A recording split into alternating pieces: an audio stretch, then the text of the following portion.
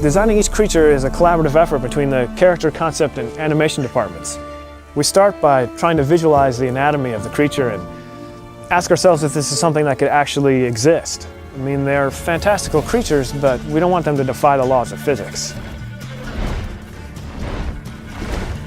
In order to become the best monster hunter, you must first learn how to understand your foes. Books and essays usually give you the information you need, where they can be found, their attack pattern, and what they fear.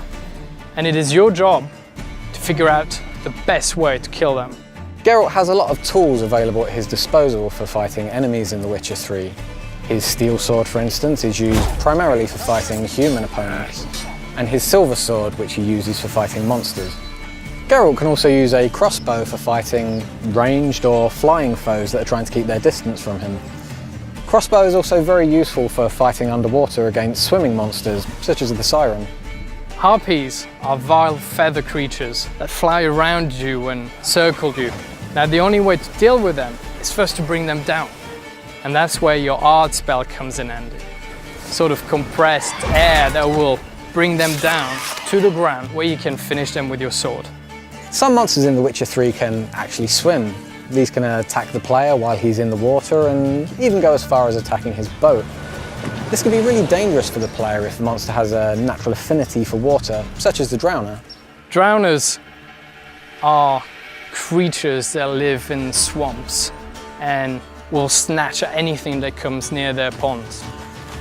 And these particular creatures absolutely hate fire and they fear it. And that's where your Igni spell, a flame that bursts out of your hand, comes in handy.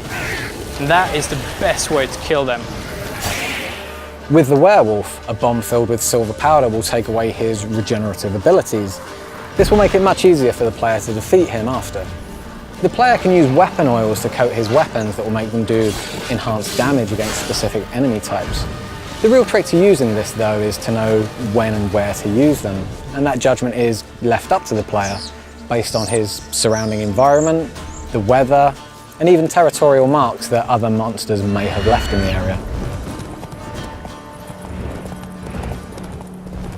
So we've created this complex behavior system in the game that actually allows these creatures to live in the world that they inhabit. They're never just going to spawn in front of you artificially, and they don't just interact with the player. They interact with each other and with NPCs. We've created a unique ecosystem that includes monsters, animals, and humans, all living together, fighting, trying to survive, and you are merely a spectator. Now it is your choice to interfere with whatever is happening in front of you. But don't forget, every action you take in The Witcher has its own consequences.